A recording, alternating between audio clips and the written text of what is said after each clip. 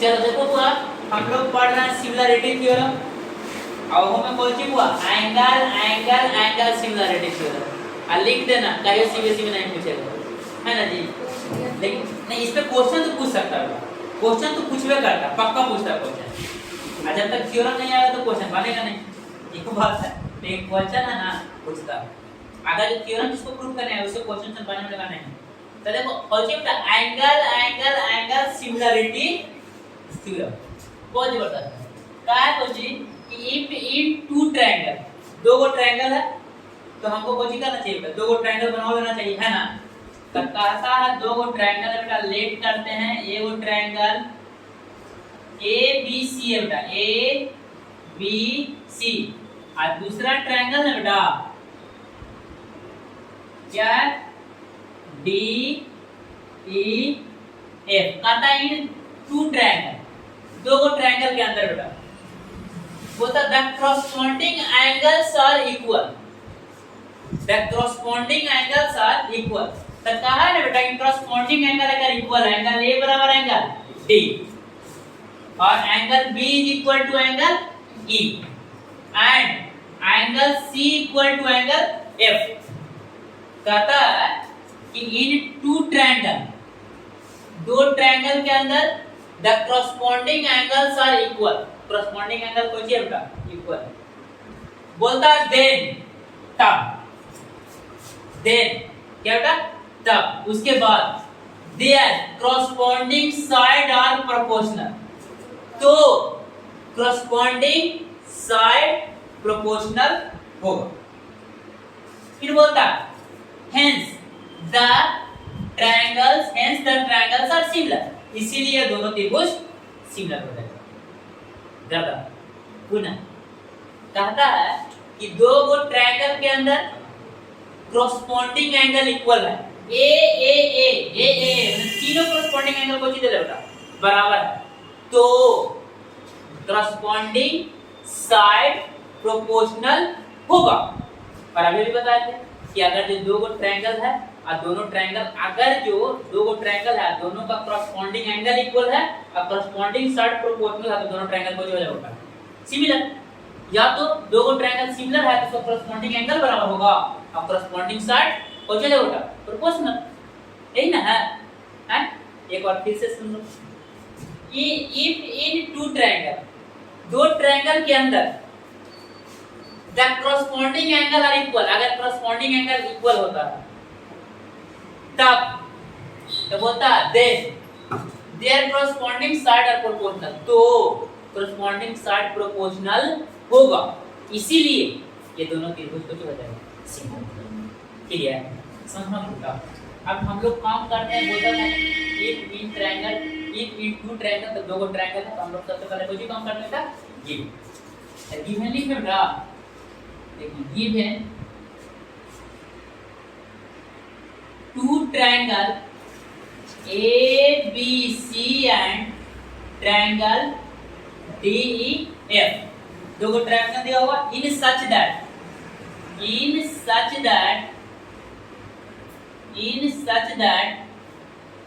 कौन सी बेटा angle A is equal to angle D, angle B is equal to angle E, ठीक है बेटा, एंड एंगल सी बराबर एंगल कौन सी बेटा एफ, corresponding एंगल इक्वल। तो बोलता देन prove that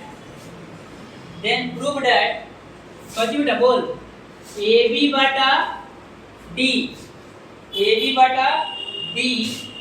बराबर BC बटा EF is equal to AC बटा DF, AC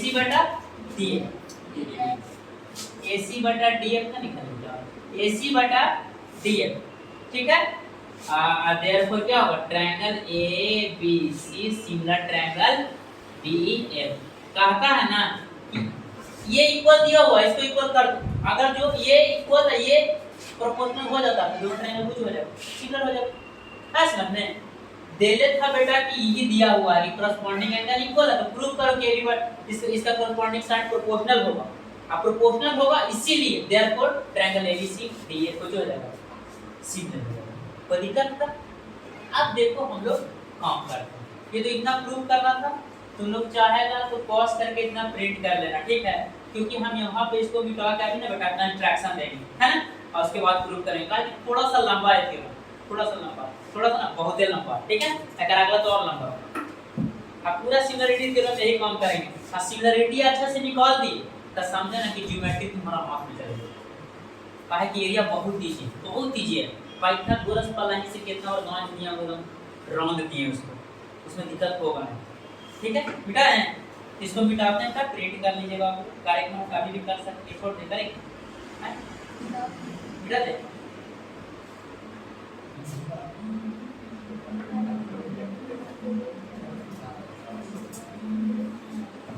कंस्ट्रक्शन देखो बेटा, अब यहाँ पे हम एक ही चीज बोल रहे हैं, कंस्ट्रक्शन हम पहले तुमको नहीं बता सकते हैं। काहे कि इसीलिए नहीं बता सकते कि अगर तुमको बता देंगे पूरा तो पता नहीं चलेगा। तो हम कंस्ट्रक्शन कर रहे हैं, इतना दिन से नहीं जानता कि क्यों ऐसा कंस्ट्रक्शन किए। 5 मिनट और नहीं जाना, 5 मिनट के बाद कुछ ही चल जाएगा, सारा कुछ हमारे पास बेटा पता चल जाएगा। आप देखिए तुमको, देख बेटा बबुआ रे,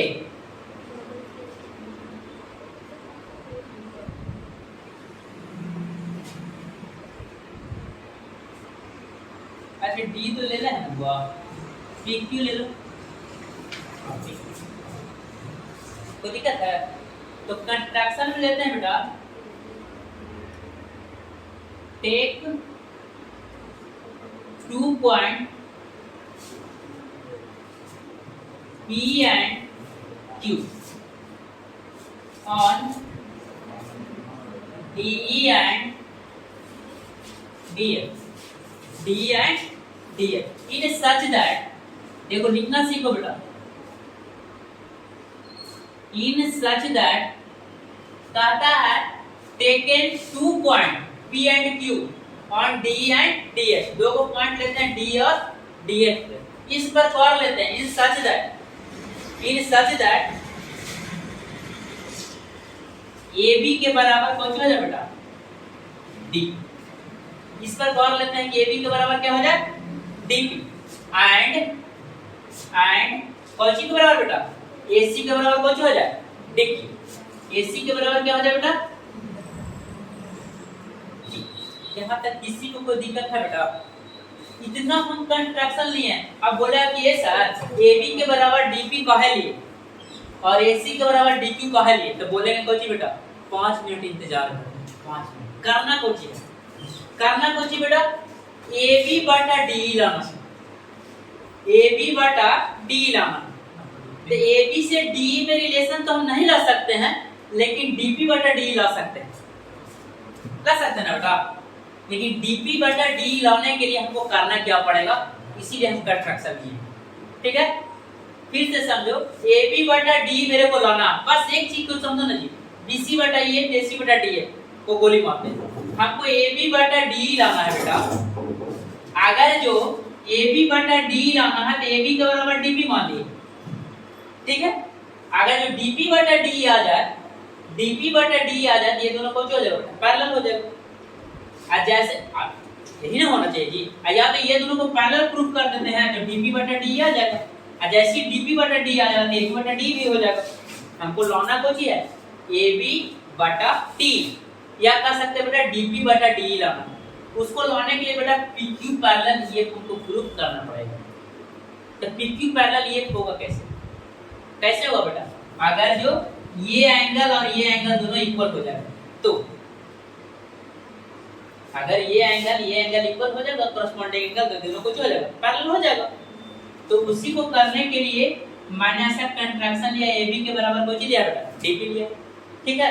अब बता देते थोड़ा सा, ये दोनों को हम टेंजेंट कर देंगे। तो ये दोनों अगर जो टेंजेंट हो जाएगा बेटा, अगर ये दोनों ट्रायंगल कुछ हो जाएगा, टेंजेंट हो जाएगा, और दिया हुआ D के बराबर E, टेंजेंट होने के बराबर D के बराबर P हो जाएगा बेटा, तो D बराबर E हो जाएगा, तो हो ही जाएगा। करते हैं, करने के बाद पता चल ही जाएगा, ज्यादा भविष्यवाणी कोची करें, बट इतना समझ लेना बेटा कि हमको लाना है कोची DP बटा कोची लाना है DP बटा T लाना या DP बटा P लाना, सिंपल समझो। अच्छा DP बटा D ज्यादा आसान होगा लाना, है ना? चलो अब हम लोग काम करते हैं बेटा, कोचिंग करते हैं, काम करते हैं। तो देखो कोचिंग में चलते हैं, काहे का भी पता चल जाएगा प्रूफ में, काहे का इंट्रैक्शन यहाँ पे भी पता चल जाएगा बेटा। Proof in triangle A B C and coaching बेटा डी पी क्यू में चलते हैं। चलियो अब देखिए तो बेटा एंगल ए के बराबर एंगल डी दे दो बेटा, एंगल ए बराबर angle D given, corresponding angle equal है होगा। अब देखिए तो बेटा ए बी बराबर कौन सी है बेटा, ए बी बराबर डी पी ना रे, ए बी बराबर डी पी कौन सी से बेटा, बाई कंट्रैक्शन, बाई कंट्रैक्शन। और एक चीज और हो गया बेटा, AC के बराबर कौन सी हो गया बेटा, AC बराबर बोलो DQ कौन सी से बेटा, बाई कंट्रैक्शन। तो कौन सी लगा, साइड एंगल साइड लगा ना बेटा। तो कौन सा क्राइटेरिया से, by side angle side criteria से ट्रायंगल ABC कैंग्रुएंट, ट्रायंगल कौन सी बेटा, DPQ, DPQ। अब दो को ट्रायंगल अगर जो कैंग्रुएंट है तो इसका कॉरस्पॉन्डिंग साइड भी इक्वल होना चाहिए। तो देखिए कि हम लोग अब कॉरस्पॉन्डिंग एंगल ना बेटा इक्वल होना चाहिए, कौन होना चाहिए, कॉरस्पॉन्डिंग एंगल क्या होना चाहिए इसका, इक्वल होना चाहिए। तो कौन सी से, by CPCD corresponding parts of congruent triangle से। बोल बेटा एंगल B के बराबर P होना चाहिए जी, एंगल B बराबर एंगल P होना चाहिए क्या, होना चाहिए बेटा। अच्छा एंगल C बराबर कौन होना चाहिए बेटा, एंगल Q, सही है जी। आइग्राम मान लो कौन सी बेटा, इक्वेशन नंबर कौन सी बेटा। अब देखो B के बराबर P आ गया बेटा, C के बराबर Q आ गया, बट देवल कौन सी है, एंगल B बराबर E, क्या है जी। देखो शुरू में गिवन में दिया हुआ ना कि दो कौन सी बोलता बेटा, कि corresponding angles are equal, corresponding angle equal है B के बराबर E है ना वो। तो बट गिवन क्या दिया हुआ बेटा, बट गिवन एंगल B बराबर कौन सी बेटा, एंगल E, एंगल B बराबर एंगल कौन सी बेटा E, एंड एंगल C बराबर कौन सी बेटा, बोल एंगल F। अरे इक्वेशन नंबर माने के तो मान लो, थोड़ा सा आसान हो जाएगा। ये देवले था ये होता बेटा। आप बताइए बेटा B के बराबर P है, अब B के बराबर P है, B के बराबर E है, एक मतलब P बराबर E है। अरे बेटा इसके बराबर ये है, IC के बराबर ये भी है, देयरफॉर ये बराबर ये है। एंगल P के वैल्यू पूछिए बेटा, एंगल E के इक्वल है, और एंगल C के वैल्यू, एंगल Q के वैल्यू एंगल F के इक्वल। तो कौन चीज से करेंगे बेटा, फ्रॉम फर्स्ट एंड सेकंड से, from first and second we get, from first and second से कौन होना चाहिए बेटा, बोल एंगल P बराबर क्या होना चाहिए, एंगल E होना चाहिए बेटा, और एंगल Q बराबर कौन होना चाहिए बेटा, एंगल F। अब बताओ बेटा corresponding pair of corresponding angle equal है, हैं? अरे कुछ मान लो, थर्ड माने के तो मान लो। अब P के बराबर ही हो गया, तो देयरफॉर कौन सी बेटा, therefore pair of corresponding angle और कौन सी बेटा इक्वल है। अब कॉरस्पॉन्डिंग एंगल इक्वल है बेटा, तो बोल दो हो जाएगा PQ पैरेलल ये होना चाहिए क्या बेटा, PQ पैरेलल ये हो जाना चाहिए बेटा। और जहां PQ पैरेलल ये हुआ मेरा काम, तो यहां तक पहले ब्रेक कर ले बेटा, कर लीजिए आराम से कर लो, कुछ कर लो ना, फिगर बहुत बहुत डाल दो, ये प्रिंट कर लो, 2 मिनट टाइम देते हैं, पॉज कर लेना वीडियो को।